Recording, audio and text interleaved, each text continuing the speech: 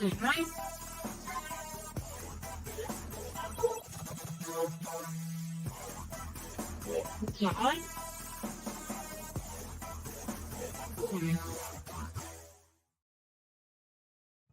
everyone, welcome to another episode of Mavens of Manufacturing, the broadcast series that showcases the powerful women in engineering and manufacturing from the shop floor all the way to the C-suite.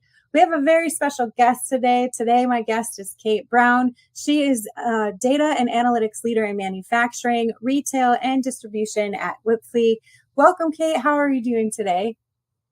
I am great, Megan. Thanks so much for having me. Yeah, thank you for joining. So you and I briefly spoke at FabTech. We had a little misunderstanding there, and I missed your presentation, which I'm very disappointed that I missed because I was really looking forward to yours and your colleagues' presentations as well. But you presented on September 13th at FabTech in Chicago, Illinois, and your session was entitled How to See into the Future with Data and Leverage for Predictive Planning. And I just wanted to kind of discuss that a little bit today and get some background information about yourself as well, too. So to get us started, can you explain to us how you got to where you are with Wipfli and then dive into what your presentation was about at FabTech? Yeah, absolutely. So my background started with my education in statistics. And from there, I transitioned into the consulting field focused on data and analytics technologies. And quickly fell in love with the manufacturing industry from a consulting perspective, implementing those solutions across the manufacturing base. And I'll tell you, Megan, the reason I love manufacturing and kind of where the presentation stemmed from is just there's so much information that's being gathered in a manufacturer and so many opportunities to leverage that data to drive process improvement, operational improvement, growth. So the use cases are pretty endless. And so I've been in this space for over 10 years now. I spend my days working with manufacturers across the nation to really tap into the data and the systems that they're using to collect data to start using that for data-driven decision-making. So at Wipfli, I lead our data and analytics practice for our manufacturing clientele. And similar to what I kind of grew up doing, we have a team of consultants across the nation that are working with our clients to implement these solutions. So can you provide us some background information on Wipfli too? Because there's a lot of companies that I think are a little bit similar to some of the things that you're doing, but I really want to give you a chance to let us know what is unique about some of your processes or services that you're providing with manufacturing. Because like you said, I mean, there's a ton of data out there, and a lot of companies are struggling with even their legacy data and combining that now with the current data that they're collecting. And there's so many platforms and stuff to choose from. So what is Wipfli and what makes it unique from some of your competitors? Yeah, absolutely. So Wipfli is a top 20 CPA and advisory firm. So we have, we're tax audit, but then a third of our business is in the advisory space. And that includes operational performance consulting. So think typical management consulting. We go in, we'll lean out operations. We'll focus on strategic leadership. But then the other portion is really in technology. So we do technology implementations. My team, like I mentioned, we focus on data and analytics solutions. So whether that be like data visualization or data warehousing, data management. But we also have teams that implement CRM systems and ERP systems. And also integration specialists. So while I have a passion for data and analytics and deriving insight out of data, there's also a lot of needs at our clients to integrate different systems and pass data automatically between them. So we have specialists that can aid with that as well. We go, I think what our secret sauce is and why I'm very passionate about what we do here at Wipfli is we go to market by industry. So while we have team members that love technology, I have manufacturing experts that love technology. So when they're going into a business, they understand the business. They understand kind of the profit drivers. They understand the economic challenges, right? The business challenges from a macro level. So we can really advise clients. And, we work with small to mid-sized organizations that they aren't looking for a consultant to come in and they have to tell the consultant exactly what they want, right? They're looking to leverage us, knowing that we've seen this problem many times and how can we bring to them an efficient solution that we can get up and running pretty quickly. So I would say that industry alignment and expertise is really our secret sauce, which is why we love participating in the various events, including FabTech just a couple weeks ago. So when it comes to data and using it for things like predictive planning, what are the biggest challenges that small and medium-sized companies face to try to leverage that data for their benefit? Yeah, so I would say one of the biggest challenges, which is also one of the things I mentioned before, is that there's just so much data in manufacturing, right? And there's a lot of data silos. So the average manufacturer is operating probably 10 to 12 different data collection systems. So by that, I mean like their ERP, their MES, they might have sensors on the shop floor, and all of this information is being collected, but it's disparate, right? It's residing in its different systems. And when it comes to use cases such as predictive planning, you really need that holistic picture of the business. And so what organizations are facing right now is that that's a very manual process to pull the information out of those systems and then consolidate it to make sense of it. Where really, if you're trying to embed data into your existing processes, you need it to be real time. You need it to be automated. You have to eliminate the human input in that pipeline. And I would say that that's just data. I mean, it's an opportunity, right? Because you have a lot of data, but it is a pain point because it's all in silos. I think too, just kind of the structure of data, your IT, your information technology, your ERP, it's very structured data. When you start getting to sensor data, it's unstructured. And to be able to go and kind of piece that together to tell that holistic story is another challenge that manufacturers are facing. I didn't realize that. Actually, one more that I'm thinking of. Go ahead. I was just going to say one more that I just realized. I just didn't realize.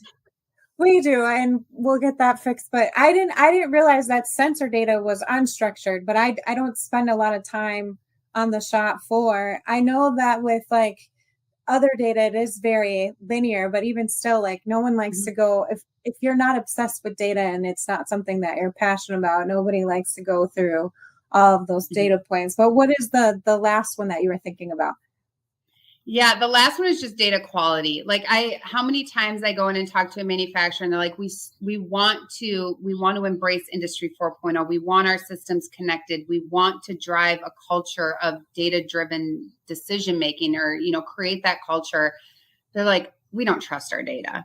It's not good. We don't have good processes for collecting it. There's too many gaps, or it's not all tracked consistently, or there's gaps, right? The frequent one I get is that, I want to better understand my process pricing, but I don't have a good way of tracking a part through multiple processes. So I can't, understand the true cost of any given process on my production line or shop floor. So understanding that, well, one, don't throw away the data that you do have, right? There's some insights we can glean from it. But how can we improve some of the data collection or implement a system, or technology or sensor, right, to start collecting some of that so you can start using it sooner than later? So it sounds like for companies who want to start doing that, they need to go on some sort of like data transformation journey, right? But as with automation, automation is fairly brand new in the industry. And there's companies who, when they're looking into, and this is just an example, but when they're looking into automating some of their processes, they don't know where to start. So in terms of data collection and organizing data, do you have any suggestions on how to get started on that transformation journey? Because as you mentioned, it's so much and there's different places that you can collect it. Where's starting point A, and how do they make each step throughout their journey? Mm-hmm. Yeah. So a phrase that I like to use, and I stole it from a colleague in case he listens to this, but it's think big, start small, and scale fast. So what I like to advise any manufacturer on, because I live the spirit of efficiency, right? I love efficiency in my life and my work. And so I hate the concept of rework, right? Which a lot of our manufacturing friends dislike as well.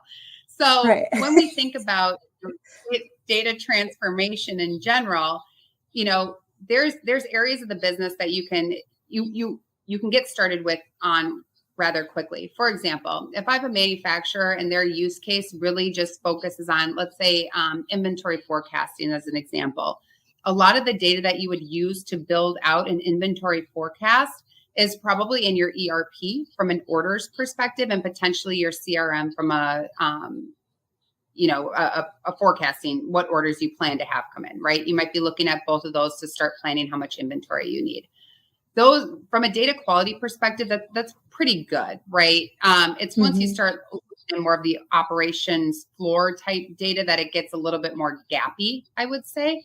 But understanding that I may want to start with inventory forecasting here and rely on data that I'm pretty confident about is of decent quality.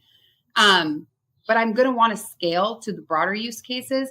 You need to make sure that you set the foundation so this doesn't become a very modular solution, meaning you implement a technology that can meet your initial objective, but it can't scale. You tap out resources there. You don't want that to happen. So you want to kind of think big and broad around what are the different analytics use cases that can be applied to my business based on our strategic objectives, current pain points.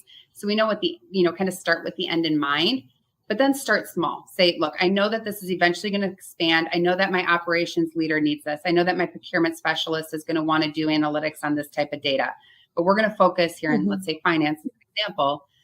Get that pilot going, get people start using it, right? Because this is going to be transformational. You need to get this in the hands of your people, because I think we tell ourselves stories a lot too of people aren't going to embrace this, or I can give them all the dashboards, but if they don't know how to act on the data, then, we just have technology for technology's sake. So start small, get people using it, get kind of your champions internally that are going to help drive this.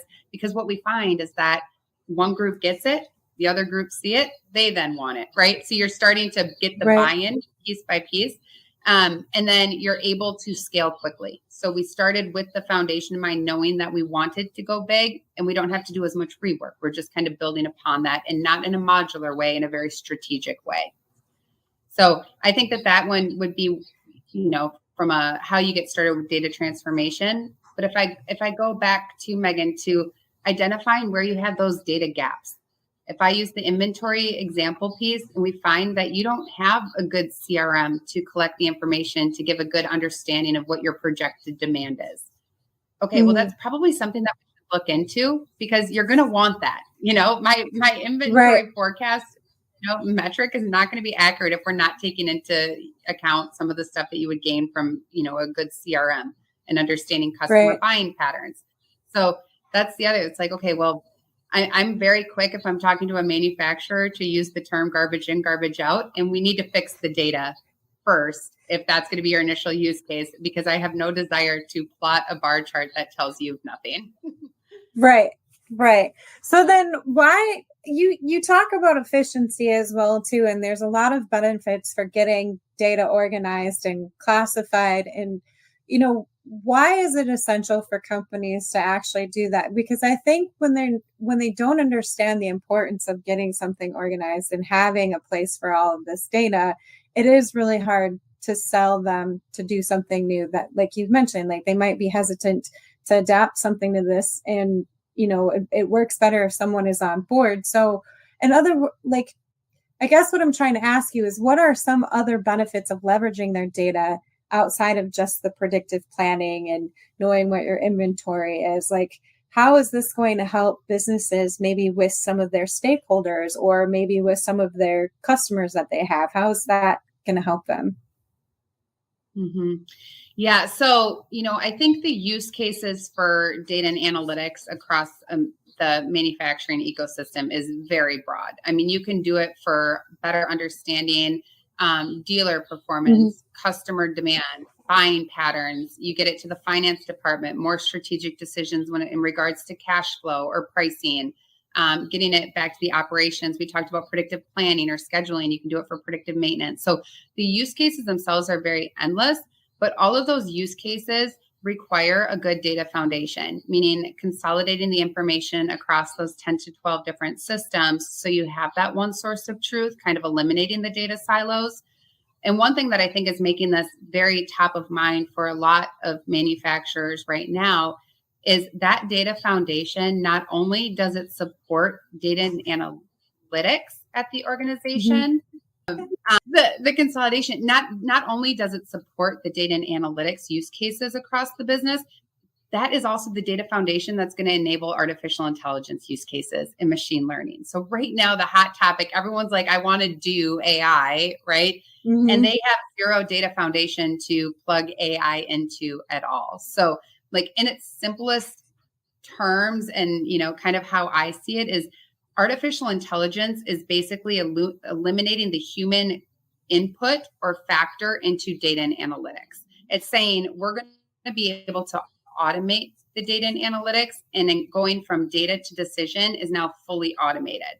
And so you need to progress down data and analytics maturity to get to that level. And it starts with consolidating your data into a data foundation, or, you know, a data warehouse, reporting database, whatever it may be.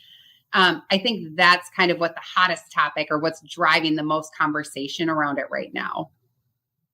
So are there any other trends outside of artificial intelligence that we need to be aware of, or we should look out for in terms of data and analytics? Yeah. So, I mean, just industry 4.0 in general. So that's the other term that's, you know, thrown out there. And that's a lot about, we have machines now, we're collecting information, but how do we connect those? So more of the connected shop floor. That would be, you know, just that term in general. A lot of the foundation of that is data and analytics. If I think of what I'm hearing the most in the market right now, one is inventory forecasting. I mentioned that one before. That seems to be a very important objective / critical pain point for a lot of manufacturers right now, because we want to make sure that we have, you know, our procurement strategy is on point, and that we're not holding too much inventory. The other one that I would say would be which goes kind of hand in hand with that, but it is the demand forecasting, right? We don't have, I work with a lot of, you know, tier one manufacturers where they're just like, they lack so much confidence in the forecast they're receiving from their customers that, you know, if you have to go and procure material 12 weeks in advance and the forecast from your customer is continuing to drop, you know, down to the week, we need to have better ways of actually forecasting what that demand is versus just taking the word of our customer for it. And, you know, I don't want to, you know, knock on those, you know, those OEMs or, you know, who their customers are, but it's just the current times, right? You think you need something, customers are becoming less and less predictable. There's such dramatic shifts in demand regularly from a, again, macro perspective, that's another one that we're seeing a lot of. So the inventory, the demand, and then being able to connect machines. I have clients too that they want to do some more e-commerce, right? Or they want to completely automate the quoting process. Right now it's like stacks of paper, you know, from a quote perspective, because they don't have insight into their pricing. They need a manual eye. They need someone to actually look at the quote, because it's tribal knowledge, it's gut feel. Whereas if they were collecting the information and analyzing the information on exactly what it costs for each process to build a part, they could automate a lot of that. So we're really trying, it's both on, you know, the operations, but also the back office, to try to just eliminate the manual processing of data so more people can analyze it versus compile it. That's interesting. Well, are there any other key takeaways from your presentation at FabTech that we didn't go over, or anything else that you would like to discuss? Yeah, I think, you know, that was kind of the leveraging data as an asset. The whole concept of the presentation was we're all collecting information. We're all collecting data. And this is across all industries. Manufacturing is a big one because of all of the information collected on the shop floor too. The organizations, and the quote is, data is one of your most valuable assets that doesn't hit the balance sheet, right? And in order to make that a valuable asset, we're encouraging manufacturers to invest in data transformation strategies and technologies to really start allowing that data to work for you, whether it's in automating your processes, going kind of eliminating that human input from data to decision, if it's supporting a growth strategy, if it's helping to eliminate the amount of tribal knowledge you have on the shop floor because you're betting that in the technology, and it makes it easier to then train up as, employees. We have a lot of turnover. How can we kind of shorten the duration of getting someone to be productive? We can just put the data in front of them, color code it, red, yellow, green. This gets back to work instructions too. But the organizations that have really embraced enterprise analytics and are using their data to drive improvements see significant growth and performance improvements just in terms of revenue per employee, likelihood of acquiring new customers. I think the Forbes study said you're 18 times more likely to acquire new customers. I would say a lot of that comes back to better understanding what your customers want, right? Or what the market demands, or what your market presence is. And that, it all comes back to data and analytics. So that was kind of the premise of the presentation. And then it was how to get there and what you can start with. And it's kind of, I call it a data discovery exercise. And it's really think about the different roles in your organization and understand that individuals in those various roles have different needs when it comes to the data that they need readily available to make any, a decision on any given time of the day. So the story I like to use, and I did, I actually facilitated a session for a group of CFOs about a year ago. And I walked them through this process. And I said, okay, I would like you guys to think of 3 different roles in your organization. Someone in the C-suite. It was a bunch of CFOs. So naturally, most of them said the CFO. And then I said, think about, kind of mid-tier. That's your production manager, or maybe, your production manager. And then we get down to a shop floor, employee that's working the machines, right? And when you go in, think about 3 questions that they're asking on a daily basis. So if it's, from a production supervisor, say, what is my schedule that I need to run today? Or what part, from a procurement specialist, what orders do we have coming in? Do I need to make what supplies do I need for those orders? It's just kind of going through that list, because the questions that they need to answer, make informed decisions on, are very different based on who you're asking in the organization. But reminding them, anyone even in leadership level, that someone on the shop floor, that production scheduler, is making a decision that is going to lead to your performance metrics, right? They're leading indicators. Right. When you look at profitability at the end of the month, there were hundreds of decisions made, not by you, that impacted the result of that metric throughout the course of the month. And what we go through, we're like, okay, what data do they need readily available to them to make those, to answer those questions in an informed way? And the output of that exercise, Megan, and I've done it after that, it's the CFO coming to the realization of, as the CFO, people get me the information I need. I'm kind of prioritized when it comes to getting financial numbers and reporting, but the amount of data that's visible as you move down, the totem pole or across the organization diminishes quickly. And we don't think about the value of individuals not in the C-suite having data and how that can implicate your, just the performance overall throughout the course of the month. And so, I would say that's kind of the exercise we do, is think small, right? Big picture, we're thinking of different areas of the business, but think of 3 questions, right? Give them 5 KPIs that are relevant to their job function, things that they can actually take action on. So they're not just getting inundated with KPIs and metrics that they can't affect, right? No one likes that, where you're telling me and then I have to argue with it. I was like, well, I don't have any impact over that anyway, right? So let's just narrow it down and get them operating to those. And then you can quickly scale as your organization becomes more data literate, which means just the ability to read, write, and communicate data in context. And so that's kind of the, at the end of that session, walked through that. There's usually an accompanying workbook or work page to go through it. But that's a no cost way of getting started. Just kind of, do that kind of inventory of metrics or insights or questions across the business. And that's going to help you kind of get started in this journey. Yeah, I think that's a great exercise. So if anybody from a small to medium-sized business is having, trouble getting their data transformation journey started, how can they contact you or contact Wipfli and get some of those resources and consultant advice from you? Like, where should they go and how can they get in touch with you? Yeah. So wipfli.com is our website, and we do have a manufacturing page on there. They're more than welcome to reach out to me directly. Again, I'm happy to help. And if I'm not the right person, I know, the right people to bring into that conversation. I am the only Kate Brown still at Wipfli, so it's easy to find me on LinkedIn.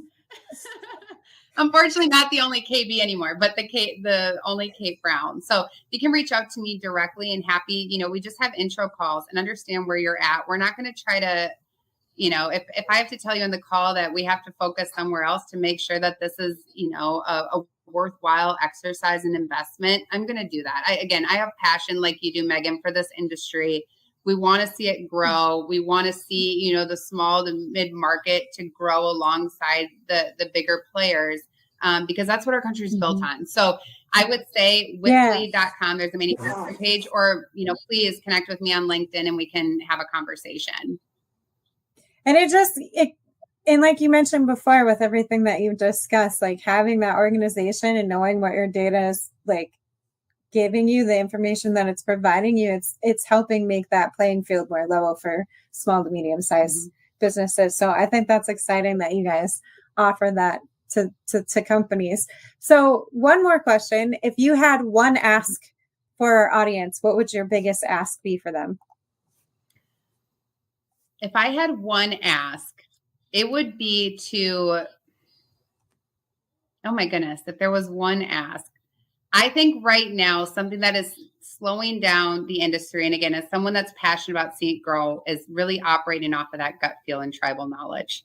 And I think my one ask would be start embracing data-driven decision-making. Start embracing, if you have individuals in the business that are questioning decisions being made or thinking like, is what data is being used to support that, embrace that. I think that is like the kind of the mindset for all of us, to make sure that there is kind of a succession plan for a lot of manufacturers. And they want to get there, but the ones that may be a little resistant, I would just encourage to embrace it. Because I do think, that is the future of the industry. And whether it be data and analytics, or using data and analytics as a foundation or starting point to more artificial intelligence automation, it's exciting stuff and it's fun. And so that would be my one ask for any resistors out there. Just trust the process.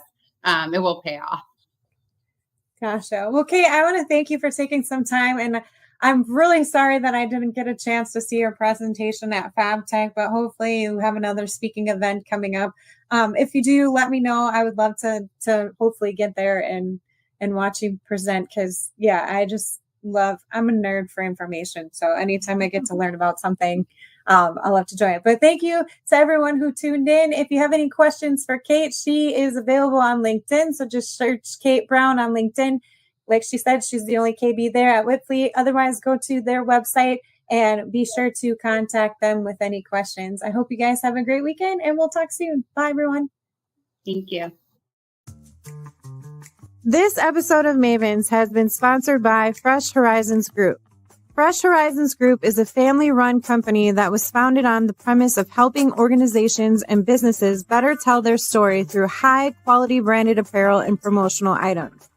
Freshen up your brand by contacting Fresh Horizons today at freshhorizonsgroup.com.